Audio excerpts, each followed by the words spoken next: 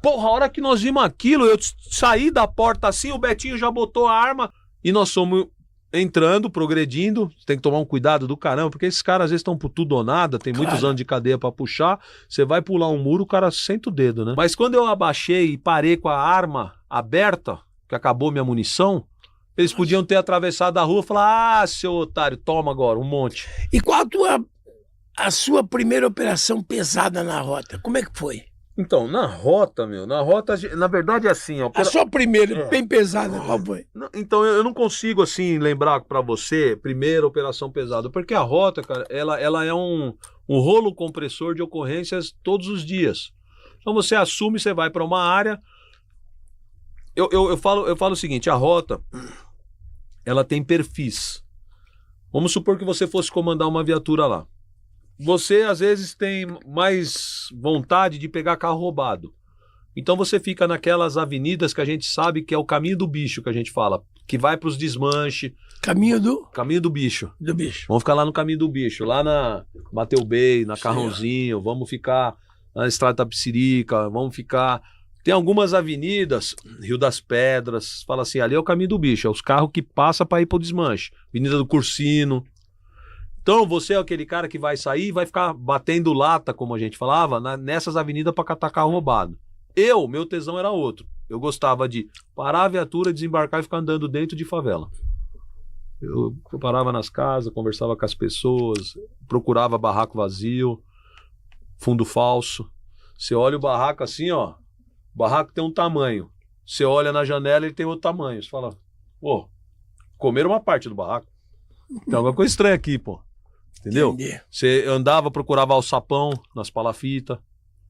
Então eu sempre gostei de ficar cavucando dentro de comunidade. Só que às vezes vinha ordem diferente. Por exemplo, ó, hoje vocês vão fazer corredor bancário. Os caras... Hoje é operação bancária. Ou às vezes vinha, ó, hoje roubo de carga.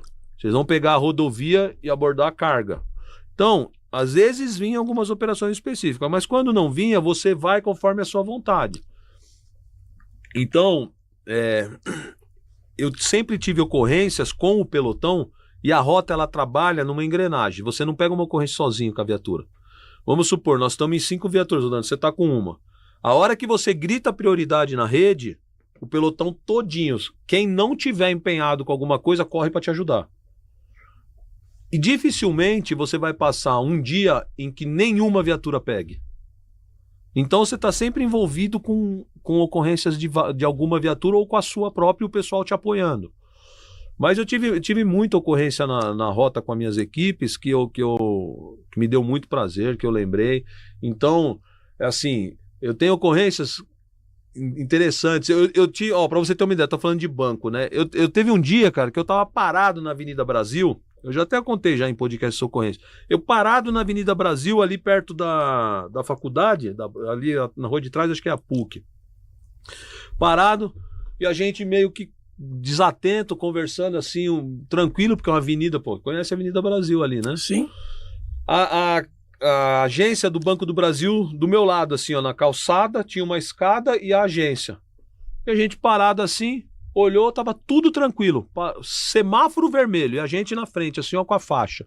Aí caiu. Tenta as viaturas de rota aí pelo centro. Olha, é central, hein? Rouba banco em andamento, Banco do Brasil, da Avenida Brasil. Nossa. Eu falei, porra, é aqui, mano. Quando eu olhei assim, ó, os caras estavam saindo do banco com as malas, com as armas.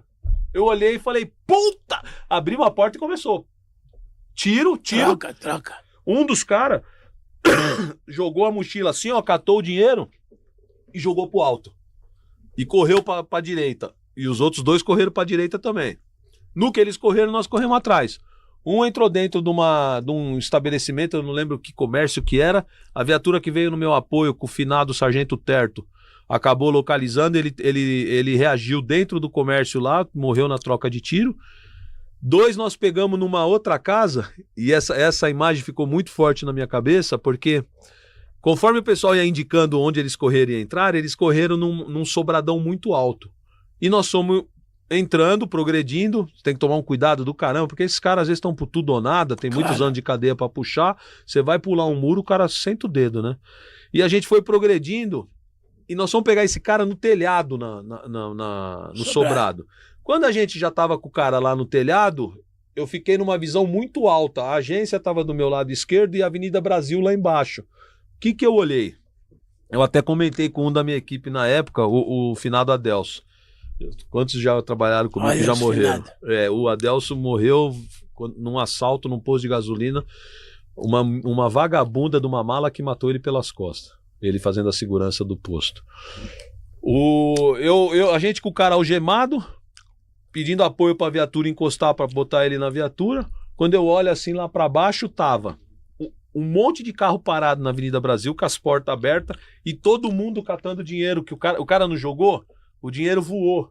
Até um carrinho de pipoca que tava na esquina, o cara vendendo pipoca, o cara saiu catando dinheiro, e todo mundo enfiando dinheiro no bolso, assim, ó, entrando nos carros e saindo. Eu fiquei numa sensação, falei assim, puta que pariu, cara, a gente aqui, ó, correndo o risco de tomar tiro dos caras, os caras correndo o risco de tomar tiro da gente, puta de uma tensão, uma guerra, crime, né, bandido e polícia, e a população de bem se aproveitando pra catar o dinheiro que voou tudo aí na avenida. E que podia tomar um tiro. Eles não estavam nem aí, eles queriam catar aquela dinheirama que tava voando tudo ali, todo mundo. Que loucura. Então na rota eu tive bastante ocorrência com o pelotão, eram uns caras muito bons de trabalho. E você já sentiu medo de verdade no início da carreira? Sentiu medo? Eu vou falar uma coisa pra você assim, ó, medo. Quando você trabalha como policial, embarcado em viatura com tropa boa, você não tem medo. Porque são ações que vão indo uma atrás da outra. Você só vai pensando o que você tem que fazer. Então você não fica, será que tem um cara ali? O que acontece é o seguinte, às vezes, em algumas ocorrências, você depois faz volta, e você fala, meu Deus, quase me fodi. Eu tenho uma ocorrência, não é nem rota, é no centro, pra você ter uma ideia. Ó. Eu era recrutinha novinho. Na Avenida Consolação ali, tem aquela que entra Maria Antônia ali para Mackenzie. Um cara foi assaltar um taxista e baleou a vítima lá. E desceu correndo. Nós cercamos tudo aquilo. Veio o choque, veio a nossa tropa, eu estava no tático do centro. E as pessoas iam indicando por onde ele tinha corrido. E ele entrou num terreno... Eu tô tentando lembrar o nome daquela praça ali, não sei se é Maria Antônia. Ele entrou num terreno que tinha um imóvel que tava o pessoal desmanchando.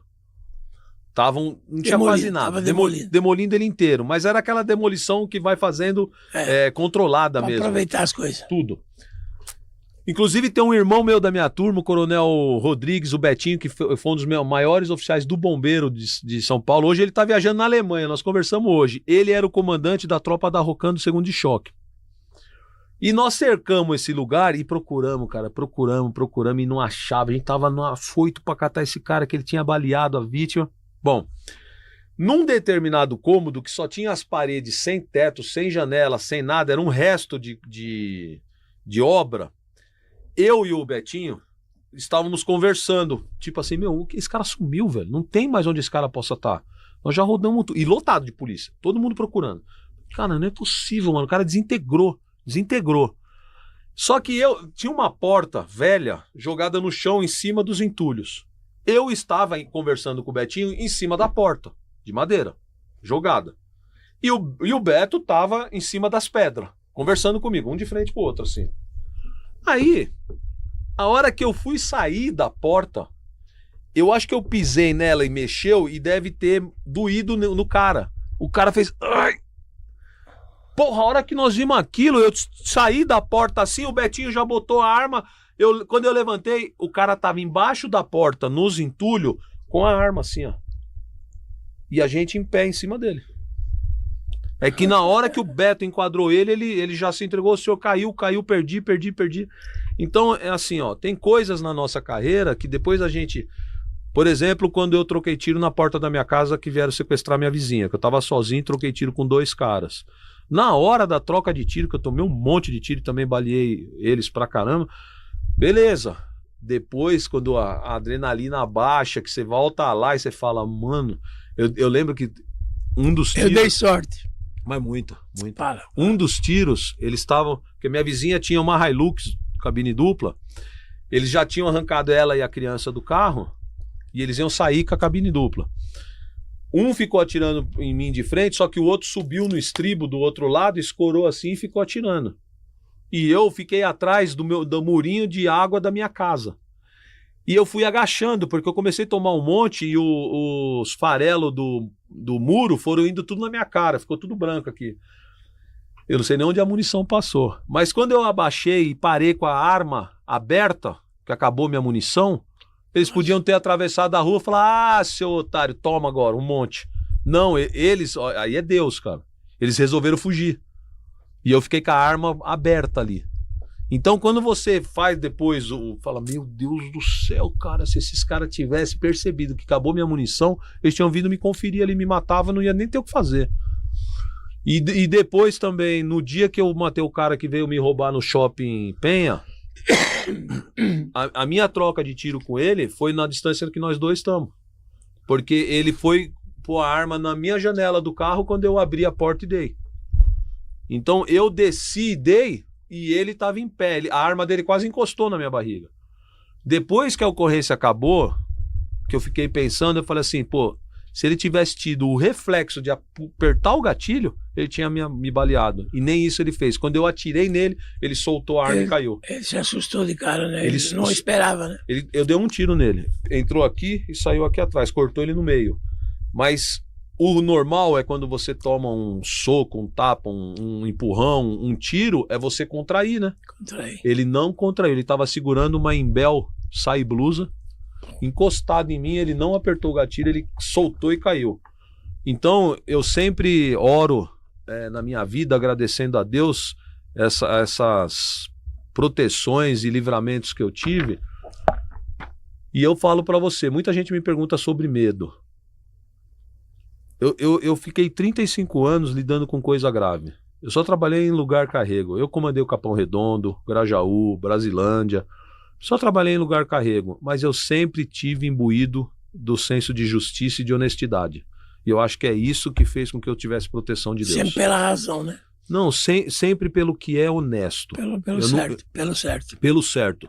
Eu sempre pedi para Deus o seguinte, não me deixe fazer mal com uma pessoa inocente. Bota no meu caminho o diabo, mas nunca uma pessoa que não mereça sofrer na mão da polícia. Isso eu não concordo. Entendeu?